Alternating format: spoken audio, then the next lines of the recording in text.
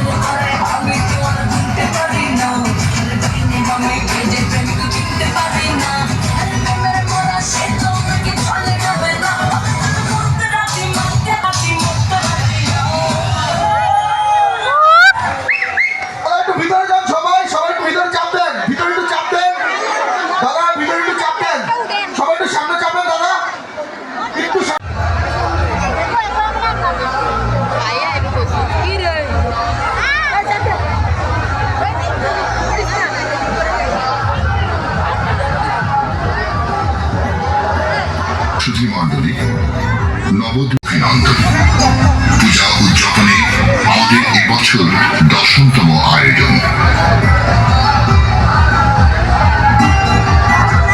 বিশ্বব্রহ্মাণ্ডের কল্যাণের জন্য ভগবান শিব যখন ধ্যানে মগ্ন হলেন, তখন কৈলাসে দেবী পার্বতী একাকী দিন যাপন করছেন।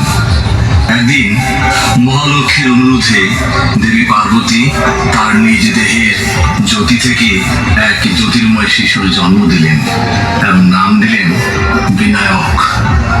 পরবর্তী সময়ে এই শিশুই পরিচিতি পায় গণপতি দেব, দেবতা গণেশ নামে।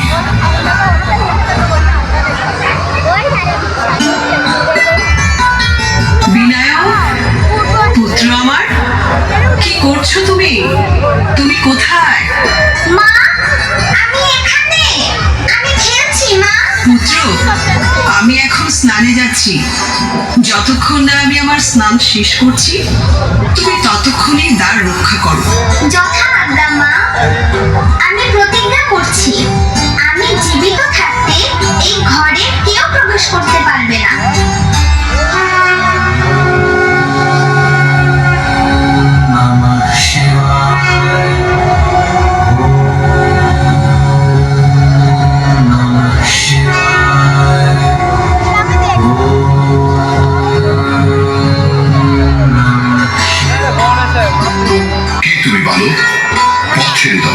আমাকে গৃহে প্রবেশ করতে দাও।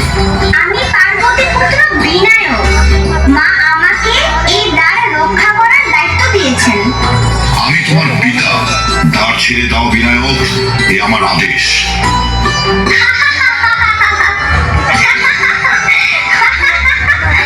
দেখা যাচ্ছে এক জটাধারী মুনিবর বলে সে কিনা আমার পিতা। কোথায় আমার মা রাজরাজেশ্বরী, আর কোথায় আপনি এক মুষ্টিধারী ভিখারি? হে বালক, দ্বার ছেড়ে দাও, নয়তো এই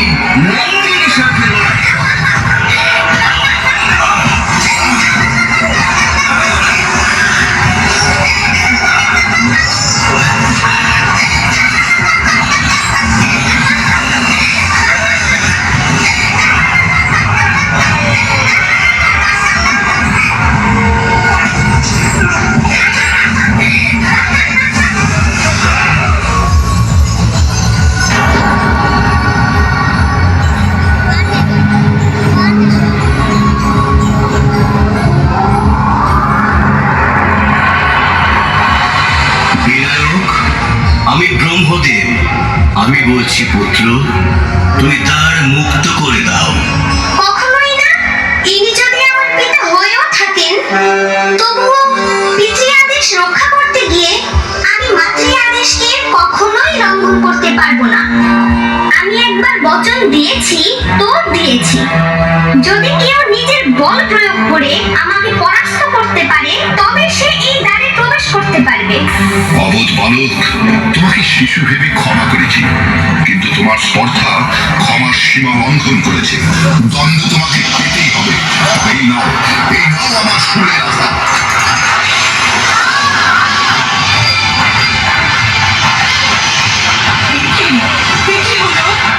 কি করলেন আপনি?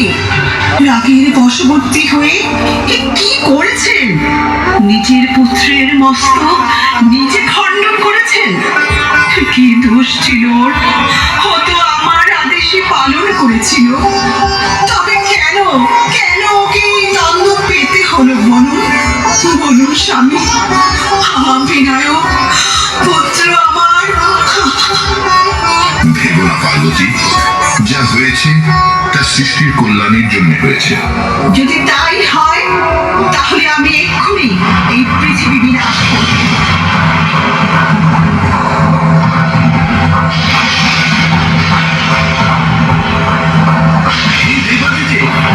কেবলমাত্র আপনিই পারেন দেবী পার্বতীকে শান্ত করতে।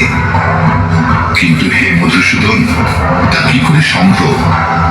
আমার থেকে যা একবার নাশ হয়েছে, তার কিভাবে সৃষ্টি হতে পারে? যদি উত্তর শিয়রে সাহিত্য কোন জীবের মস্তক সংস্থাপন করা যায়, তবেই বিনায়ক প্রাণ ফিরে পেতে পারে। নন্দী, যাও, যেখানে উত্তর শিয়রে শুয়ে আছে এমন যে কোনো জীবের মস্তক পাও, নিয়ে আসো।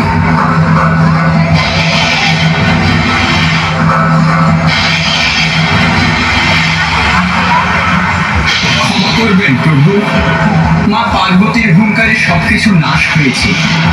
শুধু বেঁচে ছিল এই হস্তি শিশুটি, তাই হস্তি শিশুর এই মস্তকে নিয়ে এসেছি। কিন্তু কিন্তু তা কি করে হয়? এই মস্তক বিনায়ককে দিলে পার্বতী যদি আরো ক্রুদ্ধ হয়ে ওঠে? যদি সূর্যাস্তের পূর্বে এই মস্তক সংস্থাপন করা না যায়, তবে বিনায়ককে বাঁচানো যাবে না।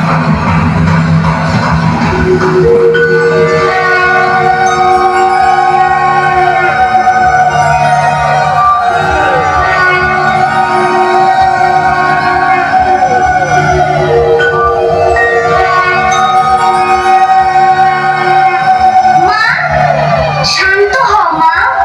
দেখো, তোমার বিনায়ক তোমার কাছে। দেবাদিদেব, আমার পুত্রের এই অদ্ভুত রূপ দেখে সবাই উপহাস করবে যে। না দেবী, আমরা সকল দেবতাগণ বর দিচ্ছি, সকল পূজার আগে বিনায়কের পূজা হবে। হে পুত্র, আমি আশীর্বাদ করছি, আজ থেকে তুমি হবে সকল জীবের ঈশ। আজ থেকে তোমার নাম হবে গণপতি গণেশ।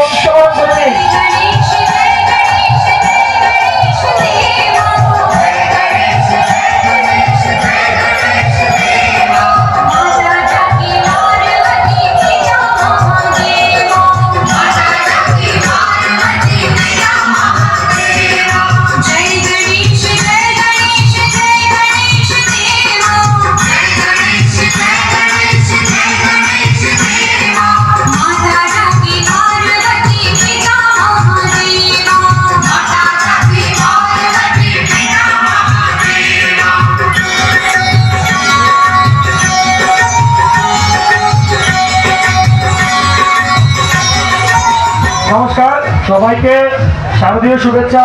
জানি না আপনাদের কতটুকু ভালো লেগেছে আমাদের পূজা। আমাদের সাথে ভলেন্টিয়ার ভাইয়েরা আছে, আপনারা আস্তে আস্তে আপনাদের প্রণামী দিয়ে বেরোবেন মায়ের নামে। আপনারা যদি প্রণামী না দেন তাহলে এত ভালো পূজা আমরা করতে পারবো না। এই মহা অষ্টমীর রাতে মাকে কেউ খালি হাতে ফেরত দিবেন না, যে যা পারে দিয়ে যাবেন। এত সুন্দর একটা আয়োজন করলাম, যদি আপনারা আসেন আমাদেরকে সহযোগিতা না করেন তাহলে কি আমরা এত বড় পূজা করতে পারবো? নবদুর্গা কিন্তু সবসময় চেষ্টা করে